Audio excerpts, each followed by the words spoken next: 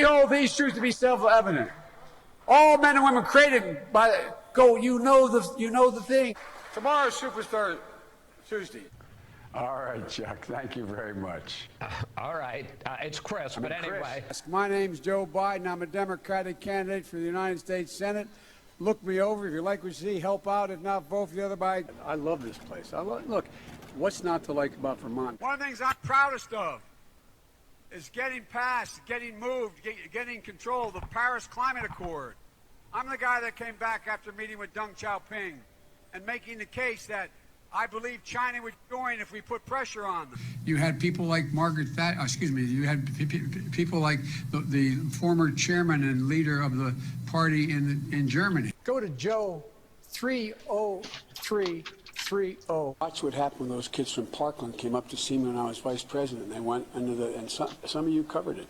So Biden tells this story, or some version of it, a lot. He says that, he went on this military trip and it was dangerous, but he wanted to go anywhere, and he goes to the Konar province of Afghanistan, and he hears about how this man had climbed down into a ravine to rescue a fallen soldier, and he comes back up and he doesn't want to get this medal because he feels so heartbroken that his fellow comrade has fallen. That's about 3 different really heroic war stories, all kind of pushed together into one anecdote. Joe Biden has made all sorts of statements about his activism in the civil rights movement.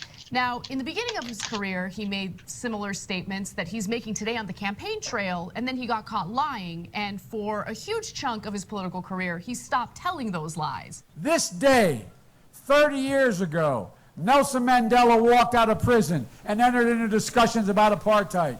I had the great honor of meeting him. I had the great honor of being arrested with our UN ambassador on the streets of Soweto. The only African-American woman that ever been elected to the United States Senate. A whole range of people. No, my point is, that's not true. The other one is here. Play the radio. Make sure the television, make sure you have the record player on at night. Yeah, the record player. What do you think, Bill? I think some classic vinyl would ease my mind if Biden was president. I think it would scare the daylights out of me. Oh, I think so too. I mean, play the radio, play everything. Who knows? Yeah. Jump out the window. All right, welcome to the Bill Mason Show. We have an explosive show for you tonight. We got Biden's calls today. It was broken today about him trying to did a quid pro quo, $1 billion, I think it is. Yep, caught on tape. Yep, you can't hide that. No, but what they can hide is they're taking the old video that we played several times from the Council of Foreign Relations, where he's bragging about it on stage. But I'm glad this phone call came out to kind of replace that. It'll take them a while to pull this down. Yeah, but them taking that off everywhere. Twitter doesn't have it there anymore. I mean, I'm surprised it's on YouTube for a little bit. So yeah. It is off everywhere, so they're trying to stifle that. So we have Biden calls today. We have virus news. We have explosive video about the virus in Mexico that's exploding there. And then we have other Trump news. So thanks for joining us. So first, Bill, just tell me what's going on with these calls. Well, the one thing I noticed is that it was an ongoing deal that I think Biden had. He gave him like a timeline it seems very important to Joe Biden, but the president of Ukraine keeps saying, well, I don't have the majority. They have a different political structure in Ukraine where the president actually votes like with Congress, and then he kind of like lobbies for his thing, and he gets his little faction up, and then there's the radical faction, and there's all these different factions. It's not like we have two sides of the coin over here. They're like pulling on a 5-way tug of war with the president involved. So anyway, in the call, he's basically saying, oh, thank you, Mr. Biden, and I did everything you said, even though there wasn't any evidence. I still made him resign. And can I have the billion? And then Biden basically is like, yeah, sure, have the billion. I can handle that. I'll sign it when you get your bank in order. And that's a whole nother issue. All right, so let's play that clip here and see what he says, okay? Okay. Third, I have some positive and negative news. I will start with the positive news. Well, good. Joe, I have a second positive news for you. Yesterday, I meet with the General Prosecutor Shokin. Yes. And despite of the fact that we didn't have any corruption charges, we don't have any information about he doing something wrong, I especially asked him, no, it was the day before yesterday, I especially asked him to resign as his position as a state person, and despite of the fact that he has a support in the parliament. And as a finish of my meeting with him, he promised me to give me the statement on resignation. And 1 hour ago, he bring me the written statement of his resignation. Great. And this is my second step for keeping my promises.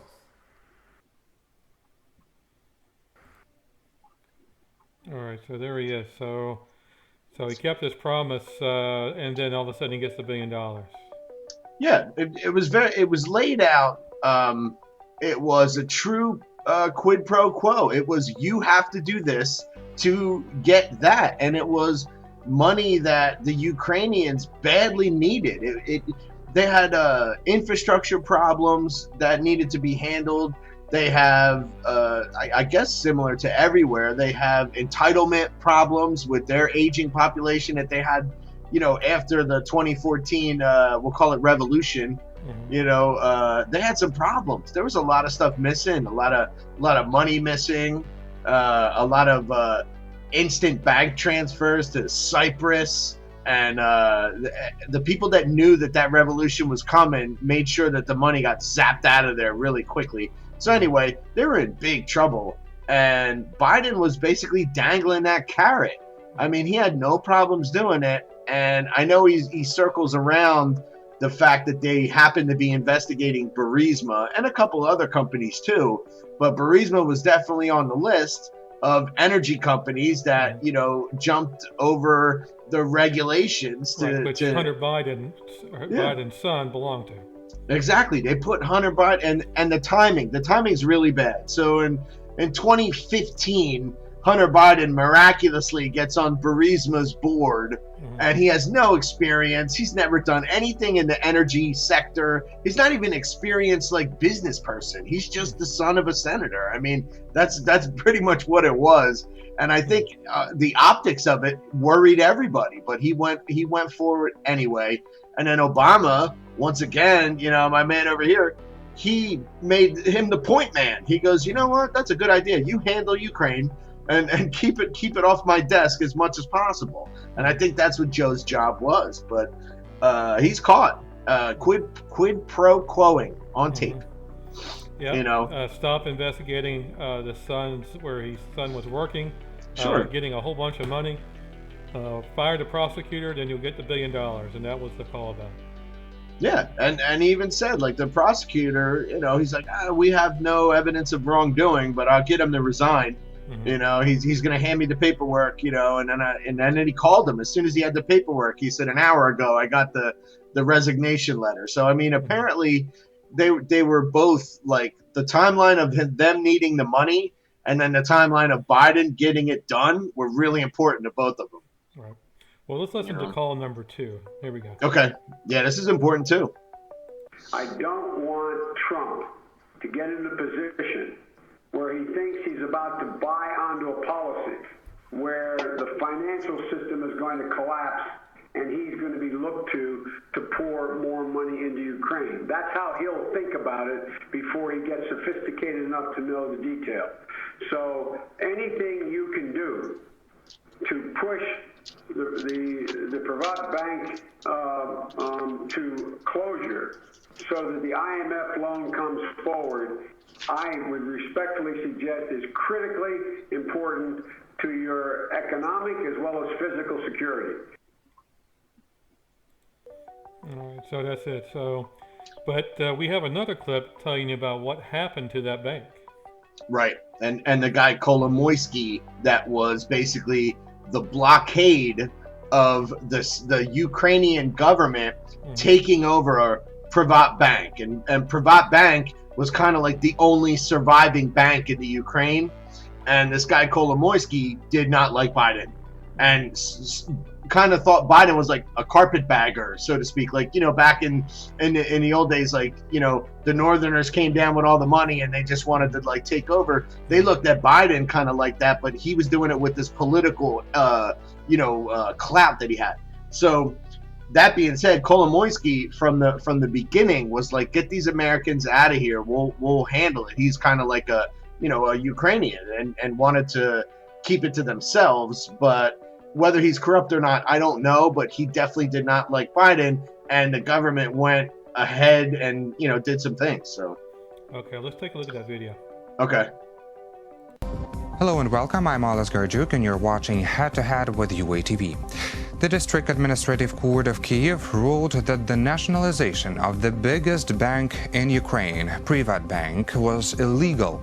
The judges satisfied the claim of oligarch Ihor Kolomoisky, its former co-owner, against the National Bank of Ukraine.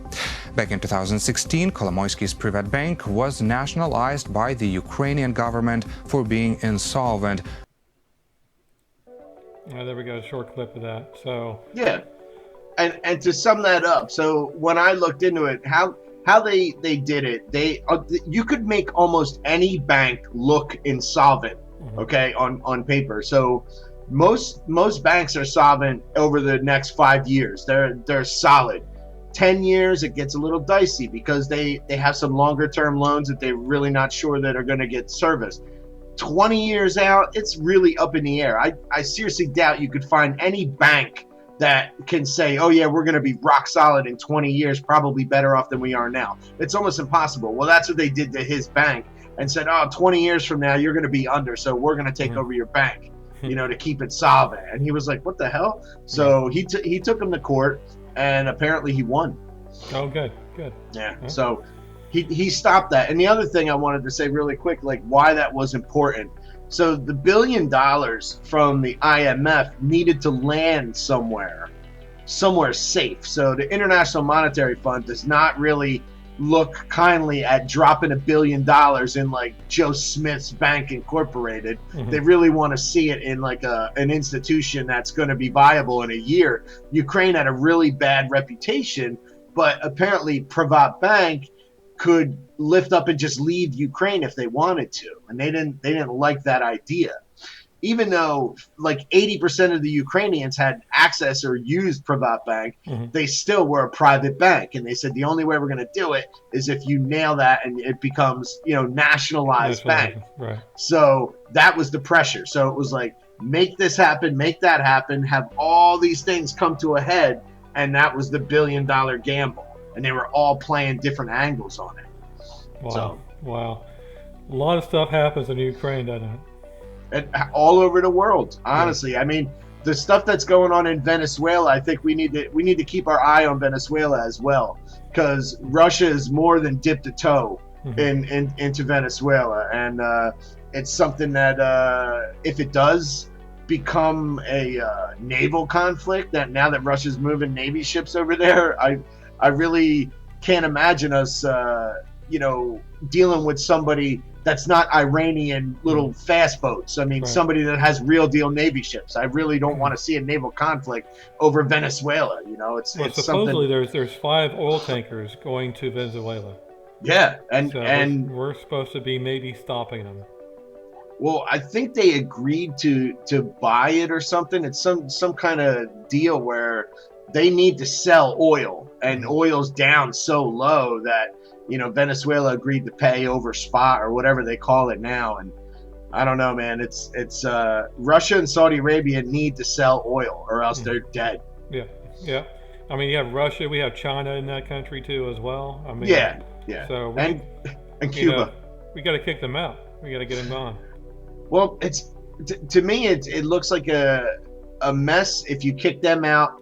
I mean, somebody else comes in. I mean, we've seen it before where, you know, the guy who won the legitimate election in Venezuela, he's in exile. He just left. So Maduro is still there. He has all the military guys on his side, as we saw with the coup attempt. You know, they all would not turn on him in reality. Right. Well, that's what I'm saying. They need to have a naval blockade, or they need to go ahead and invade.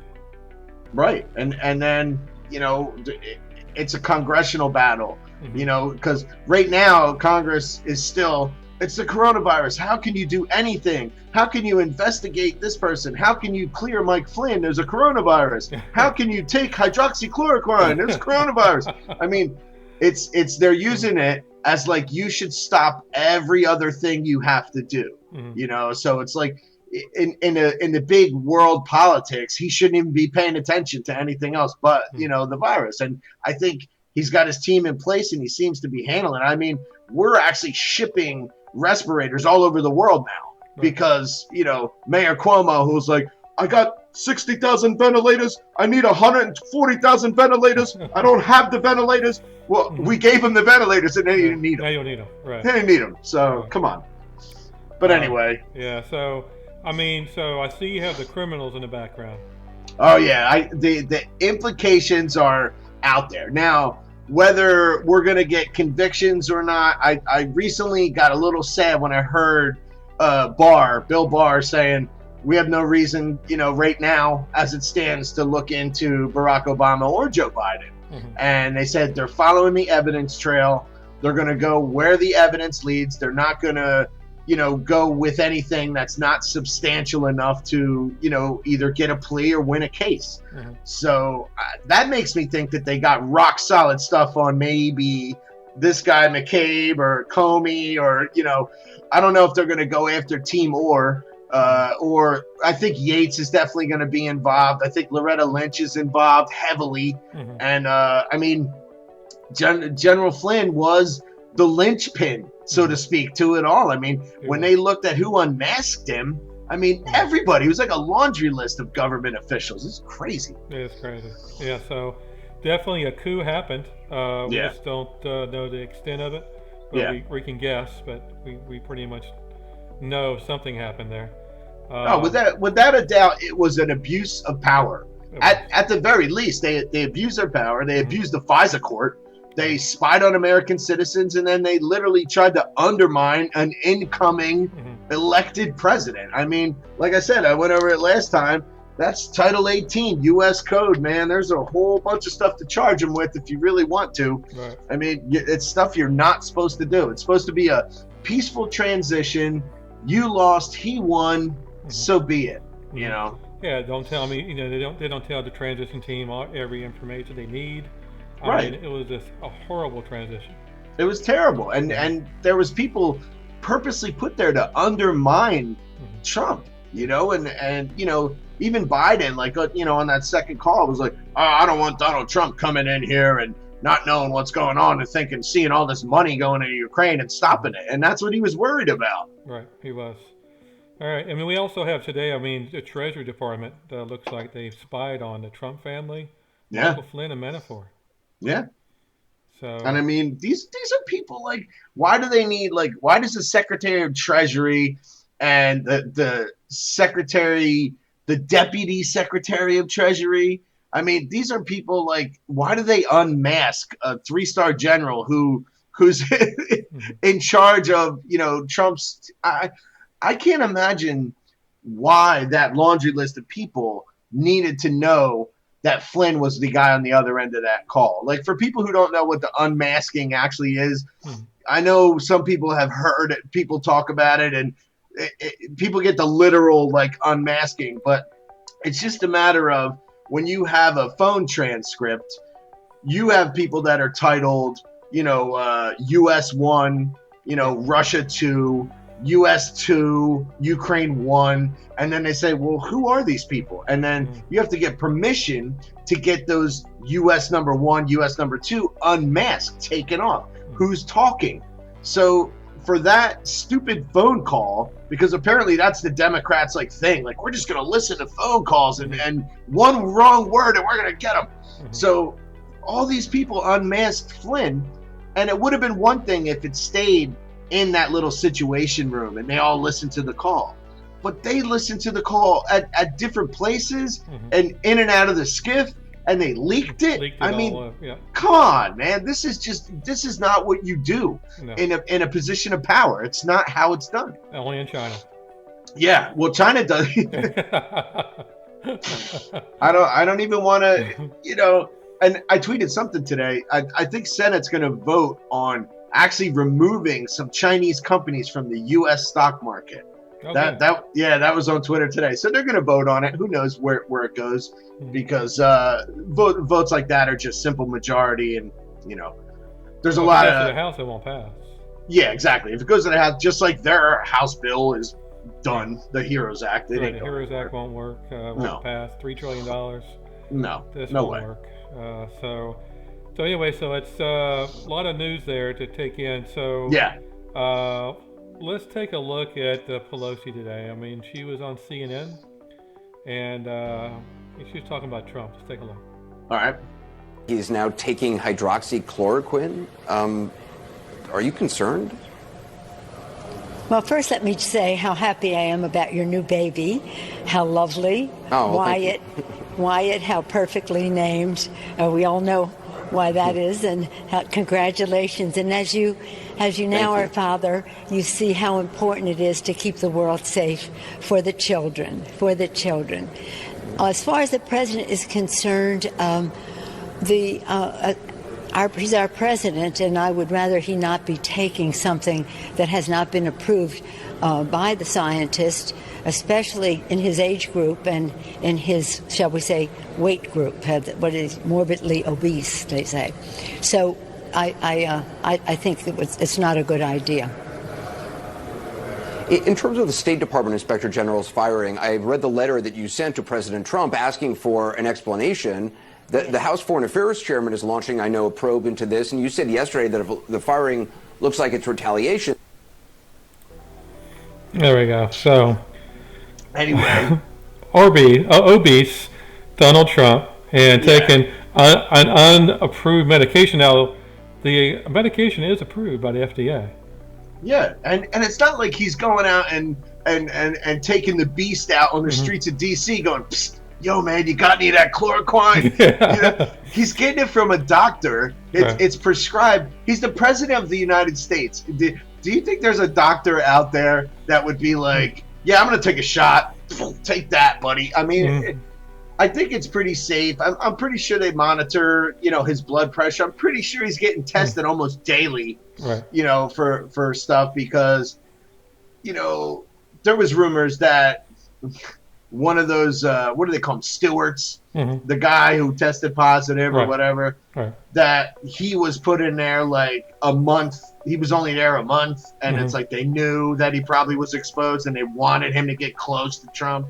Now, that's not proven. That's speculation. But, I mean, I've seen the Democrats do dastardly stuff in the past 3 years. So would I put that past one of the lower level? No, I would not. Absolutely. No, that would definitely happen if they had a choice. Yeah, if they had a choice and they said, hey, you know, Mike, I know you're around, you know, people and you tested positive. I got you a great job. Yeah. You're going to bring the president, you know, some paperwork and, you know, maybe a coffee or two. Just breathe on him a little bit. Yeah, just get close. Introduce yourself. Yeah. Yeah. Oh, geez. So, now we had an exciting weekend last weekend, by the way. We had a boat ride. Yeah, man. It seems like he's got an armada. He's got an individual. Yeah, he's got a flotilla and an armada of civilians, which is totally legal. We're allowed the militia. So however you want, by land or by sea or even by air, it's all legal. Yeah, it's all there. So let's take a look at the boat party. Trump boat party, by the way. Let's take a look.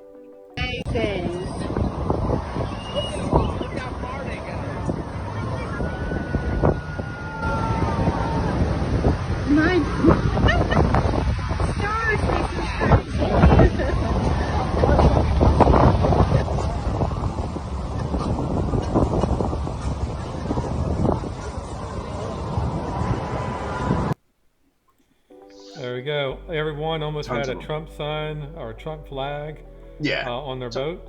So, I mean, went on for, I think, miles. A couple miles, Yeah. It went on for miles. And it's so funny that I saw the one reporter, I think it was MSNBC or whatever, there was like 3 people on the boat. And he zooms in and he's just like, see? No social distancing there. Right. Not wearing the mask. Yeah. They are outside, so on a boat too. On top of that. Yeah.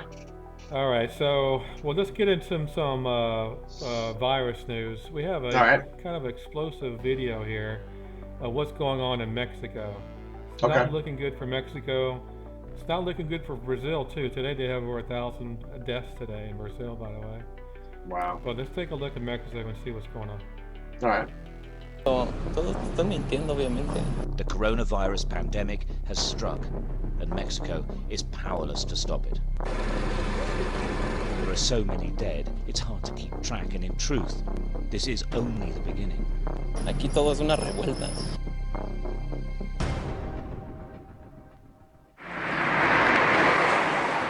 The ovens never stop burning. Black smoke billows out from Mexico City's crematoria. They're cremating here on an industrial scale, and the bodies don't stop coming. They can't cope. They're at full capacity already. The coronavirus pandemic has struck, and Mexico is powerless to stop it. Hearses queue to deliver their cargo of COVID-19 victims. There is a 3-day waiting list. In full hazmat gear, crematorium workers deliver the bodies to the huge ovens. The COVID coffins are piled up waiting to be destroyed. This is early morning, and there's lots of coffins already. They're cleared each day. Sky News has investigated this. With the help of staff, we've visited multiple morgues and spoken to and visited dozens of hospitals, cemeteries and funeral parlours. The story is always the same. They can't deal with the bodies. The fridges are full. The body bags are on gurneys, waiting for collection. In an autopsy room, the investigation tables are now redundant. They're surrounded by body bags. There is no room in the rest of the hospital's morgue facilities. In this storage room, the bodies are piled on wooden pallets. Workers say there are 3 more rooms like this, makeshift morgues. A funeral parlour worker has to pick through the corpses to find the right body to take away for cremation. This is what it's like. There are so many dead, it's hard to keep track, and in truth, this is only the beginning. Outside, a family member asks the hearse drivers to stop. The system is so overstretched, he wants to make sure he's about to cremate his actual family member. He, like most people we've spoken to here, doesn't trust the government or the system. It's breaking down. People are getting angry. Carlos is waiting for his sister to collect the cremated remains of her husband. He doesn't believe a single word the government says. Claro, todos están mintiendo, obviamente. Aquí todo es una revuelta. No te van a dar números exactos, y no hablo simplemente en México, hablo en todos lugares. The truly heartbreaking part of all of this is outside the crematoria. Some family members are allowed inside. 5, though, is the maximum. Here, they must say their goodbyes. Her uncle has died. She had no chance to say anything. She couldn't say goodbye. She can't enter the crematorium. It's just over. Her uncle is dead. Not a statistic. Her uncle. Wow, so that's what's going on in Mexico. It doesn't look good. I mean, me and you have seen dead bodies throughout the world. Yeah. I mean, we have played videos after videos of dead bodies in China, Ecuador, Brazil, Italy, United States, everywhere. And the same thing everywhere. It's like crematoriums working overtime. Yep. You know, like they just, you can't figure out how to mass bury, 6,000-7,000 people, and the funeral homes can't handle it. It's like, the funny thing is that they always talk about the healthcare industry, like, oh, we don't want to inundate the hospitals and the healthcare workers. Well, it also inundates the funeral directors and all the other people involved too. Everybody's inundated with death. It is. I mean, today a 15-year-old died today of COVID-19, of the children's part of it. That Kawasaki inflammatory disease. Exactly. So that is going around. I think there's 137 now children in New York alone with this affliction. Yeah, it's weird. Like on the little kids, it tells you to check your kids' toes. Apparently, it starts in their feet, and their toes get swollen and red and purple and stuff like that, and that's where it shows first. Right. Weird. Let's take a look at the deaths. So far today, we had 1,500 people dead. 93,000 people totally died since it started. Right. And so it's coming down, but it's still high in the United States. Yeah. So I mean, the testing though, the 12, almost 13 million. Yeah, 13 million tests. Right. China. I mean, Russia's only close for 7 million. Yeah. Everybody else is far behind. Right. And you notice that the Democrats stopped talking about that. It was their main talking point for weeks. Mm-hmm. And now that we're at 12, almost 13 million, they're like, now it's contact tracing. And that was like the bill 6666, the contact tracing, where, when you walk in to your wherever, you get tested, and the doctor says, I'll get back to you in a couple days, give me your email, your phone number, or whatever. A positive result gives you a red dot. Right. And then everybody you come in contact with, their dot turns orange until they get tested. Right. And that's how they're going to implement this contact tracing thing. And it's, like I said, we talked about it, it's not going to go away after the virus. It's pretty much 24/7. Where are you going? Why are you going there? Mm-hmm. That type of stuff. I have noticed that the serious critical condition has went up. It's been consistent 16,000 for weeks. Okay. Now it's at 17,000. Okay. And then Brazil is really up at now, over 1,000 people dead, like I said earlier. Yeah. 8,000 in serious condition. Well, I doubt that Brazil has the infrastructure to, really, hospital-wise, they got 5 majors in all of Brazil. I mean, that's crazy. It is. All the other ones are little, small clinics, 50 beds, 40 beds. I mean, they can get inundated in no time. Yeah, I agree. And then here's the states. So what's going on in the states? New York. Looks like New York, of course, is a leader. Yeah. New Jersey. Pennsylvania's not too far off as far as deaths today. And Florida have a lot of deaths. That's 55 today. Yeah, but all the triple digits, no coincidence there. Democrats.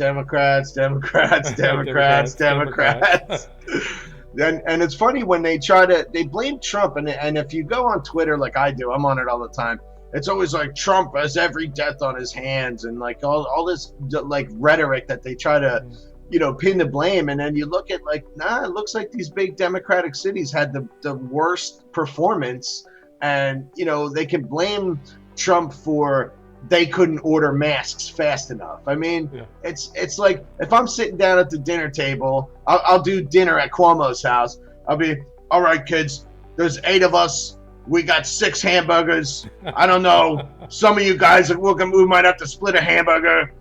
Maybe we can ask somebody else for the other 2 hamburgers. I don't know. It's somebody else's fault, not that. Could I look at my kids and be like, yeah, you got to, I mean, it was a joke when all these states started crying and saying that it was somehow it's government's fault, it's FEMA's fault, it's you didn't fund this, you didn't fund that. And who knows when you need, 1 million masks in a matter of days. There's no way to know that.